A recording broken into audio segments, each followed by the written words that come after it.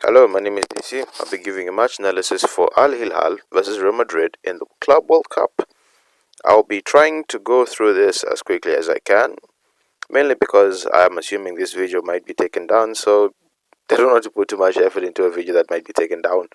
And also, I may also try and slow down some certain clips just to try and avoid copyright. Anyway, we'll see what happens, whether it does get allowed or not. Let's get into this. Alright, aerial ball. And who's on the... Alright, anyway. Ball is coming in the air. This is Trent Alexander-Arnold. Very good on the ball. Defensively, you know. Let me just press play. Alright, so he traps it, leaves it in the air to be contested. Trent heads it away, but he heads it into problems. I know with Trent's technical ability, you could probably bring it down and probably play it into there. I don't really think that header was necessary. Or he could have headed it in front of him and just like tried to take it in front of him. Otherwise, let's continue there.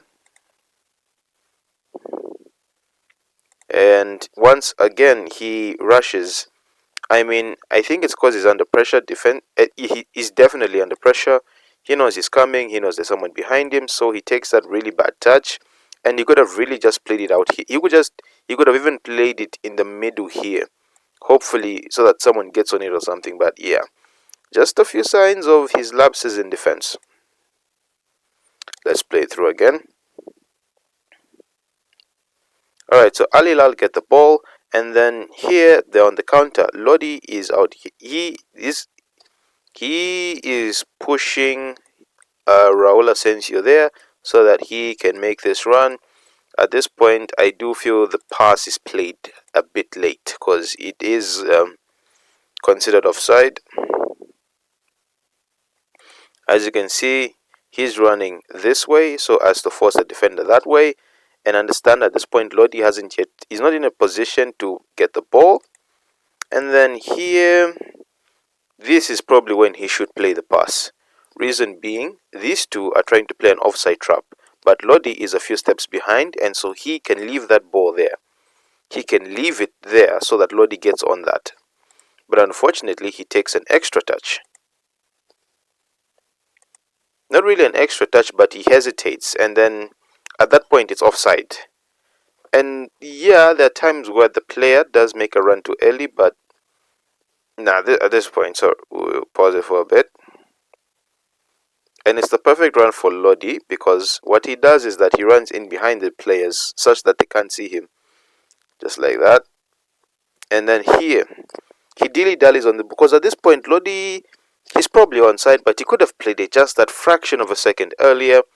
And then he would have been onside. Unfortunately, he plays the ball late. So he should have played the ball quicker. Because Lodi, he did everything okay. It's just that that pass was late. And we also have to admire the finish. We really do. Because, boom, he is a left back. And yeah, that's a good finish. Otherwise, let's head on to Real Madrid's goal. It's not somewhere around here. What I liked about this goal is the way they kept the ball moving forward. At this point, the ball goes to Valverde. He makes that mistake of not playing it first time and then he lets it roll. Maybe he misjudges it. But I like how he retrieves the ball. Poof! And as we can see here, on the back post, I don't know, I think it's the back post. Anyway, probably the back post. Yeah, on the back post, unmarked. And all it needs is a really, really good ball. And this is where Rodrigo comes in. He can play, he can time, he can do so much. It's just that the level of players he's playing with, it's just so high, such that he gets sidelined. But he's a very good player. He fits into almost like any team in the world. I mean, Pep Guardiola wanted to buy him because he keeps on knocking Man City out of the Champions League. All right, so here we have him, right? He has the ball, and then he plays it in between the defender's legs. This is a very good pass. Poof, and then this is a scuffed finish. It's because if he hit it the way he wanted to hit it, I think it could have gone wide or it would have been flat, such that the keeper could catch it. But it really is a good finish. Poof, goal. And he goes off to celebrate. And then now let's head on to the penalty here. Alright, so this is the worst, this is the worst instant to I don't know, it's so unnecessary. Because boom, and then he just holds him. He loses the ball and then he lets him get past. At this point, I'll just let him have the ball. There's enough bodies around me to help me, and then like you would also rely on the fact that Mitrovic is not there, so there's not that clinical striker in the team to finish off chances. But this is like of all the times, like it's such a obvious penalty, and I like the referee in this game. He did very well because Vinicius Jr. dived, but fortunately enough, the ref saw that, gave him a yellow card for simulation. He was letting a lot of things go and the natural flow of the game to be played, rather than constantly stopping the match for silly fouls or things that are not even a foul. He did very well in this match. That's where we'll give him his credit. Let's just try and push it here. Because look at this. Alright, so he loses this battle, right? He loses it, but there's really no need for this. There really isn't. There's no need for this. I mean, he loses the battle there. It happens. So like this is not the best place to be trying to keep possession of the ball for a defender. Anyways, I mean this. He holds him here, puts his arm around him there. I think it's because the way he puts his arm around the player was in a really light manner, so he thought he wouldn't get caught. Yeah, but that's an obvious foul. Here is a penalty by Ruben Neves. He's a very good penalty taker. He's a very calm and composed midfielder. So, little steps there. And then let's look at Courtois. Yeah, it's a good pen.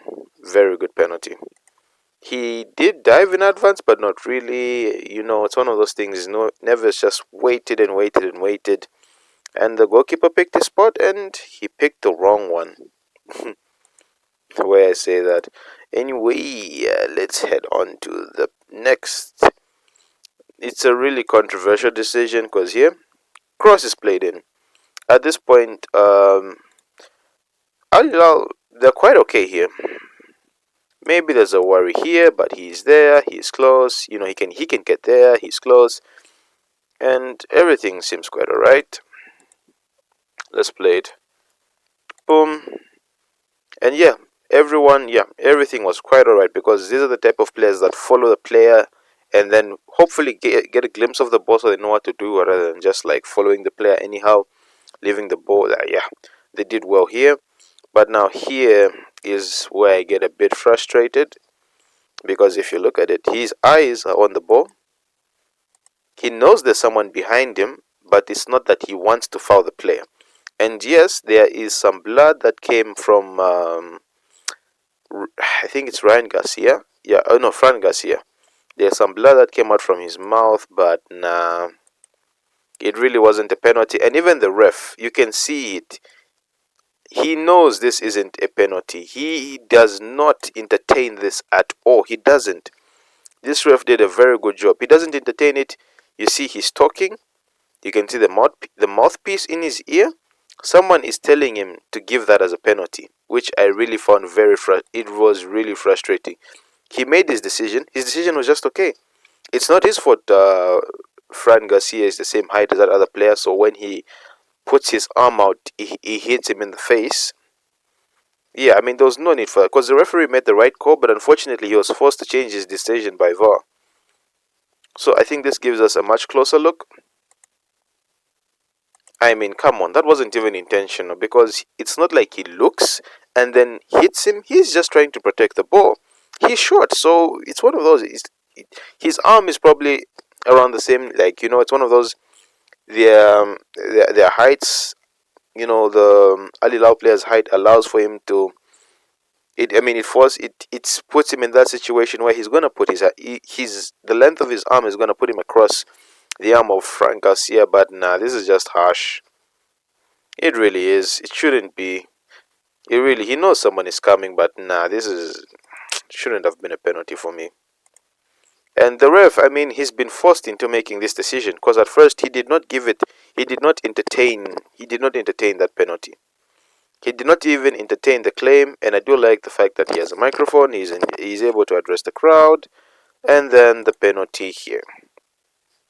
At this point, Luka Modric had entered into the match alongside Lucas Vazquez, who I would prefer much more to take a penalty than Valverde.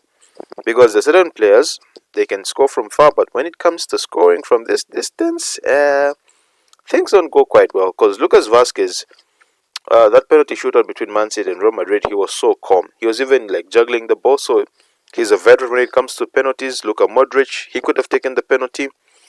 I think he does do it for. I think he does do it for Croatia, but Valverde. And I was at this point, my internet was buffering when I was watching the match, but I heard that um, Adagula wanted to take the penalty, but Valverde took the ball off him. Yeah, but someone else should have taken the penalty. Valverde, no. And yeah, he just runs straight. He runs straight. And Bono is really able to read that. Not only does he save it at first here, he gets up quick enough to. Yeah, not only. No, it's not that he gets the rebound, but his teammate there helps him. Very good on Al Hilal. They all help the goalkeeper out. They really do. Otherwise, that's been my match analysis. This game was very entertaining because I do think if Mitrovic was in this match, it would have been a whole different ball game. Vinny Jr. didn't really do much. Al Hilal either prevented the ball from going into him or they just marked him very, very diligently. Very good match, but yeah. Anyway, it's the first game for Alonso. So, stuff like this is bound to happen. We've seen worse. I mean, Ten Hag lost his first match 2-1. Second match 4-0 to Brighton, and he went on a very good streak. So, you're better off getting these losses done earlier so that you build from them. Otherwise, that's been my match analysis. Don't forget to like, share, and subscribe. And I hope this video doesn't get copyrighted and I'm able to publish it. Yeah. Peace.